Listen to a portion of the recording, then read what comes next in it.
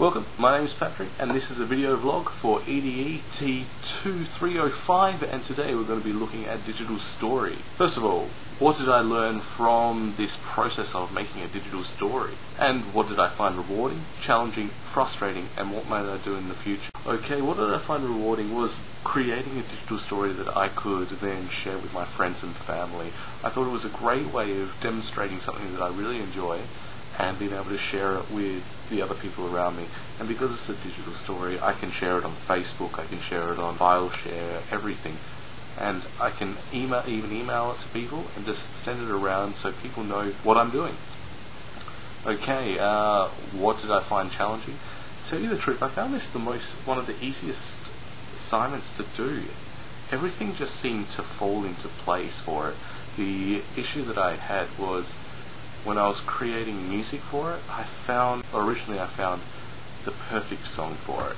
It was by a Japanese drumming troupe, and it was just perfect. It fitted the sequence perfectly, but I couldn't get past the copyright license, so I actually made some drumming sequences myself. The issue was that I made 7 layers, so different beats on different layers, and I spent approximately about 3 to 4 hours on this.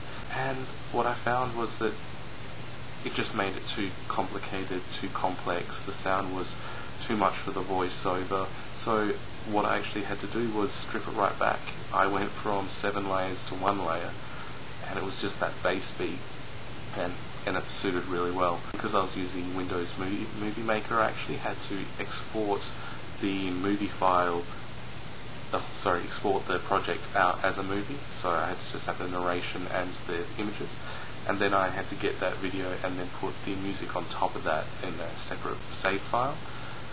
The issue I had with it was that I was a bit worried that I was going to loosen the sound quality with the narration, which I did a little bit, but at the same time it wasn't a huge huge difference, so I was able to save it that way. What did I find frustrating? Very little, to tell you the truth. Didn't find anything that difficult. Because we had done the radio edit first, I knew how to do the other stuff. And what might I do differently next time? Maybe have a different set of shots. The issue that I had was that I could only do one specific shot because I didn't want to have any issues with the photographer, because I wasn't actually able to take the shots I was having to perform. So next time I would probably get someone else to perform what I was doing and then take shots of them. I know this seems like I was stealing a little bit, but then I went back to some of my archived images that I had saved over the years and copied through that. Outside of that, there's nothing else I'd really do differently. I really enjoyed it. Maybe next time I'd put some music with it that I wanted and be able to share it with my friends and family through personal lines without broadcasting it, like on Facebook or on YouTube. 2 other stories that I found that were just fantastic. I first looked at Matthew Berry's. The timing, the piano playing in the background, the voice and the acting of it all, it was wonderful. I really enjoyed the expression that you got from just at the end of it. There was that sequence where it was only the eye line, and just the expressions and the understanding you could get and the feeling of regret and pain that you got from the eyes.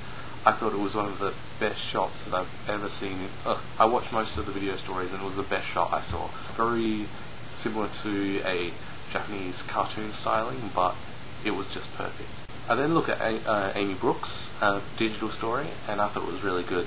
The sound quality was perfect, and I really liked a shot in it where she had created a collage with images of all the different images of her grandmother, and then just had that portrait photo which she kept on zooming in on, just having the nice texture of the wood, and that is the background. It was once again a very beautiful shot, and just a nice layout and a show of real thought that went into when developing the shot that she wanted to take.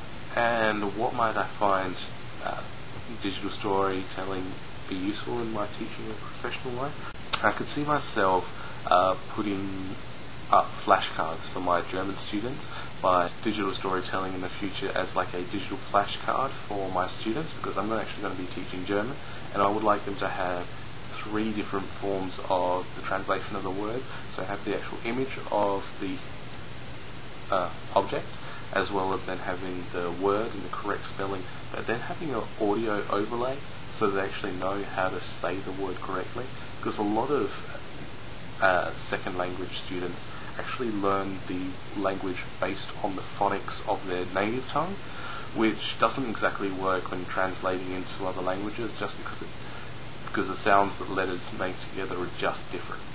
Especially when it comes to languages based on the alphabet, the English alphabet. I'm assuming it's the English alphabet. I apologize to anyone who has differences with it, but using the alphabet with ABC. In my personal life, I'm going to be creating more stories if I go away on trips and things like that, something I can share with my friends and family, and just have a little bit of a slideshow by getting the best pictures I want and adding some music, so it doesn't feel like it's another slideshow of that vacation. It's a digital story. So thank you very much, guys. I would like to say thank you for everyone else's videos. Most of them were fantastic. That's it for today, guys. Thank you very much for watching. This has once again been Patrick for EDET2305, and this has been a video vlog based on the digital stories. Have a wonderful day, guys, and see you.